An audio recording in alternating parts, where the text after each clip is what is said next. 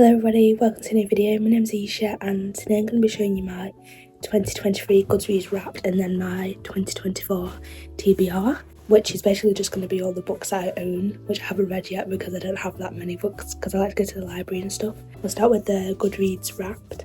This year I read 13,374 pages and that's 38 books. My shortest book was The Fall by Albert Camus, which is 92 pages, and I actually really liked that book considering like how short it was. It was basically just like a conversation between these two characters but were one of the characters, and it was very like strange the way it was written. It was unlike anything I'd read before. It kind of just makes you think about stuff. He asks us questions and just makes you think about life, and like his life was kind of interesting because there was a clear downfall somewhere because he was like drunken in the bar every night, and when he was telling his stories he would talk about him being like successful and stuff, so that was really interesting. I gave that 4 stars I think.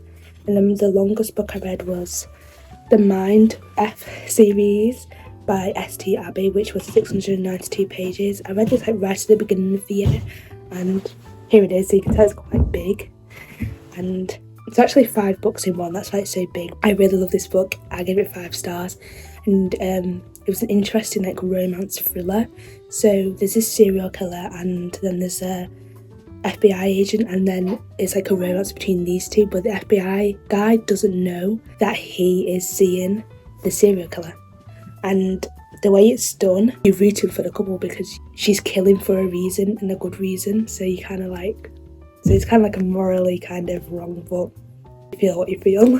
And then my average book length in 2023 was 351 pages, which I think is a good length. Not too short, not too long. Then my most shelved book of 2023 was The Silent Patient by Alex Michaelides, which was another thriller. I just remember being really shook at the plot twist in this book because, I don't know, it just really made me like wow, and it was like the first thriller I read where it was like that. I think the twist was revealed in like a subtle way, and you figure it out when you figure it out. You feel like you've accomplished something by figuring it out, but you know that the author is telling you that. And this is another killer. So basically these two people in a couple, and then the wife kills her husband and you don't know why because it seems like a perfect relationship. Then the wife is sent to like a psychiatric hospital where she never speaks ever again, and this guy who we're following is determined to get her to speak. That's like the premise of the book. So that was the most shelved one, and the Silent Patient was shelved by 3,709,368 people, which is a lot. And then my least shelved was Lovers All Untrue by Nora Lofts, which was shelved by 409 people. Big difference there. I found this book at a train station. You know those little bookshelves where you can take one for free. So I got one of those. I actually took 2, and the other one I got was The Summer That Changed Us, which is another book I read this year, which I really enjoyed. I feel like I hardly remember reading this. It's quite short. Here it is. You can tell the pages are really yellow. It's really old and some of the pages are kind of falling out. This is historical fiction, as you can kind of tell by the cover.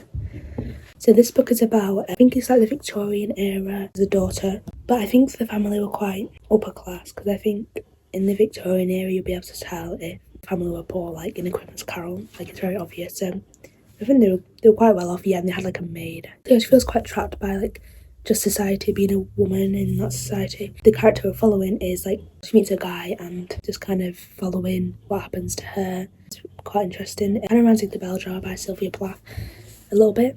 So yeah, if you like that, you might like this book. I gave that book 3 stars. Although, thinking back on it, it has a good reputation in my memory.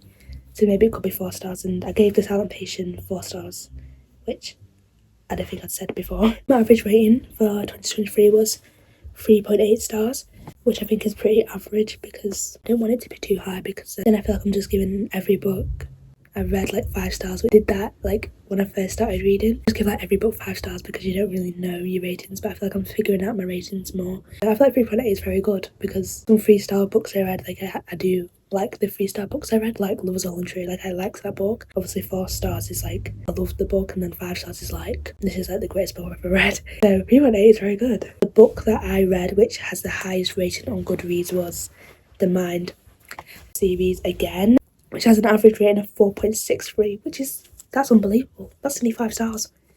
Damn. And I give that 5 stars, so, you know, quite accurate.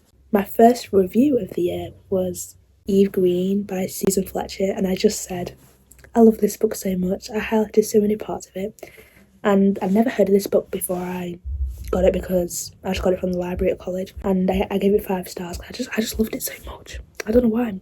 If I tell you like what the book's about, you'll probably think, why did you like that? But it is kind of strange. Like, I was trying to describe it to someone once, I was like, whoa, that sounds bad. Basically, the romance in it's got a very big age gap, but it's not a romance book, it's like a literary fiction book. When she gets with this guy, like, he knew her since she was like a child, which I know is weird, but I still love the book. It's kind of one of those books where more vibes than plot, but I do remember like her parents dying. I think she lived with her mum, and then she died, so she got sent to her grandparents' house in like Wales, and they lived in this house on a farm, and then the guy who she eventually... Wait, am I spoiling it? Wait. No. He was on this farm and then things happen, basically. I love the book and that's all I really can tell you about it. And then now there's just all the books I read. I'll just scroll down. I'm not going to like go through every single one. Started off the year with a Colin Hoover phase. I read the Hopeless series. Lowest rated book of the year. I gave it 2 stars. I really didn't like it. It was just bad vibes. It might be a sensitive thing to say. The thing it was about kind of depressing to me. It didn't make me feel good in a sad way. It didn't. Just made me feel depressed. Okay, so here we are. 5 stars of this book. Another 5 stars. Reread, 5 stars. 5 stars, love this book.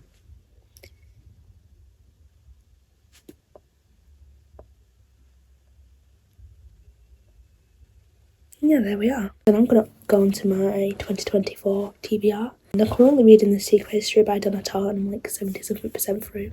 So I nearly finished that. And my goal for this year is to read 40 books.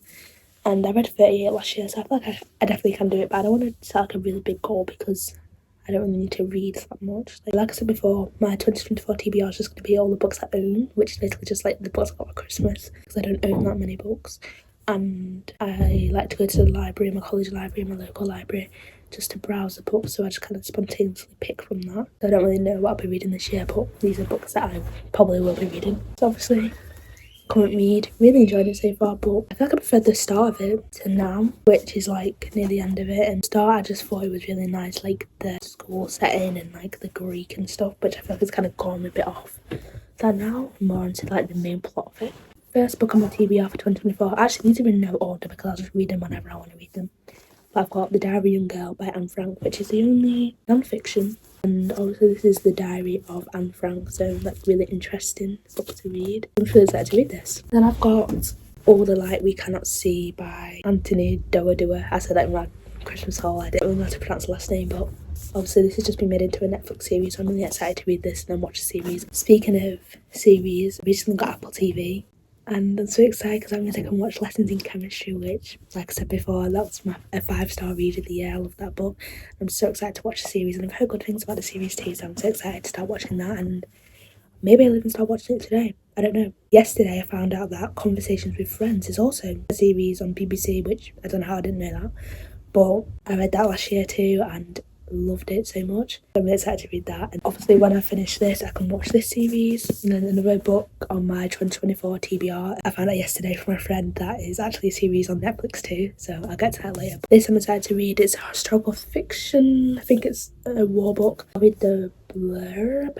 For Marie Law, blind since the age of 6, the world is full of mazes. I've actually never read this before, so this is new to me too. A miniature of Paris neighbourhood made by her father to teach her the way home. The microscopic layers within the invaluable diamond that her father guards in the Museum of Natural History, the walled city by the sea, where father and daughter take refuge when the Nazis invade Paris. The radio waves that crisscross the air bring the long-lost voice of new worlds to her agoraphobic great-uncle, in a life which, unbeknownst to her, takes her ever closer to Werner, a German orphan, destined to labour in the mines until a broken radio fills his life with possibility and brings him to the notice of the Hitler Youth. That sounds really good. I was watching it on Netflix once, so I seen a clip where it was like round the dinner table. I don't really know what they're doing.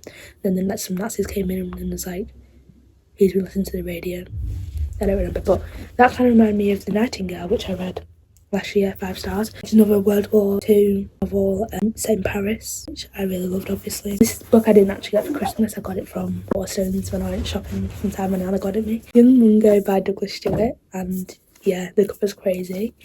But Jack Edwards has said really good things about this book, so, and I trust his reviews. I actually don't really know what it's about. I'll read it now. Oh wait, it's not got a blurb. It's just got some reviews. I actually remember in a video, I don't know what the video was to be honest, but I was looking for ages for the blurb too. It's described as a gay Romeo and Juliet set in the brutal world of Glasgow's housing estate. Spills over with colourful characters and even more colourful insults. And like Dickens' novel, it has a moral vision that's expansive and serious while being savagely funny. Sounds like a really good author. Next on the 2024 TBR, I've got Sula by Toni Morrison, and last year I read Beloved and Jazz, which I actually gave to my cousin because she's borrowing it, but I don't think she started it yet. It was on, as you can tell, I'm a Jack Edwards fan. This was on Jack Edwards' top books of the year, and so was Younger One Go actually. But it's for Christmas. I really enjoyed Beloved and Jazz, so I'm excited to read this. I actually don't know what it's about again, so I'll read the blurb. Sula and Nell are two young black girls, clever and poor. They grow up together sharing their secrets, dreams and happiness. Then Sula breaks free from their small-town community in the uplands of Ohio to roam the cities of America. When she returns 10 years later, much has changed, including Nell. Who now has a husband and 3 children. The friendship between the two women becomes strained and the whole town grows wary as Sula continues in her wayward, vagabond and uncompromising ways. I was watching Jack Edwards' top books of 2023 video the other day, and he said that multiple people get set on fire in this, which is interesting. Next is To Kill a Mockingbird by Harper Lee. I think my mum and my auntie did this in school.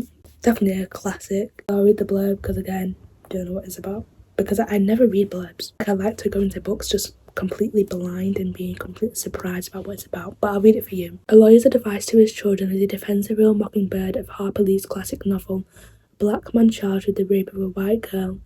Through the young eyes of Scout and Jem Finch, Harper Lee explores with exuberant humour the irrationality of adult attitudes to race and class in the deep south of the 1930s.